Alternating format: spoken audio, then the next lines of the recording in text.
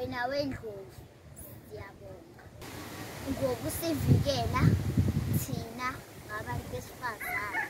Siyabonga Zulu eliphezulu. Uyazi ukuthi abantu besifazane sebephelile iy'ngane ukuhlukunyezwa,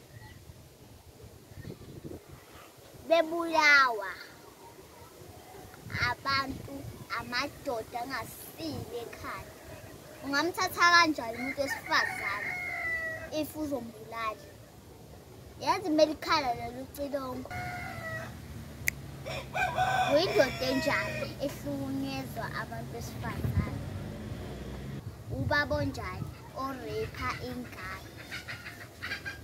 Ngifuna ukusho nje ukuthi nisuke nibathatha kanjani if nizobashaya nibabulale, nibulale ney'ngane. Nisuke nifuna empilweni impilo yethu, nisuke nifunani.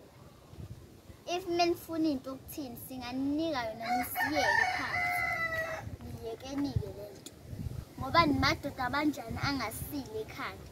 Ingqondo iphelile, ingqondo iphelelwe ibhetri. Ngiyazi ukuthi uJesu asidalanga ukuthi sibe nebhetri. uJesu asidalele ukuthi simgadele umhlaba wakhe. Akasidalelanga ukuthi nizi-abuse. Gender based violence ayiphele, ayiphele ngempela, ingasali, ayiphele. Wawusamnandi umhlaba kusawobaba abaqotho, umama oqotho, iy'ngane ey'qotho, omalume abaqotho, omkhulu abaqotho.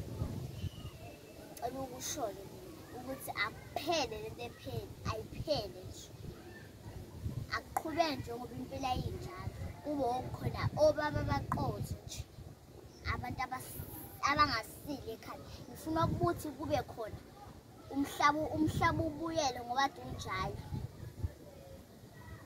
Baba nje siyabonga nje ngempela. Ingakho ngikulu kuwe Magini.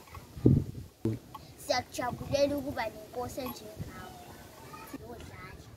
Namhlanje ngihleli endlini, ngihleli no-anti baba. Before nje mengizophuma kumele ngiphume nomndeni wami. Obaba basinakekele, benakekele nabantu besifazane, bengabi nje into ezohlala endlini emva kwalokho izobulala.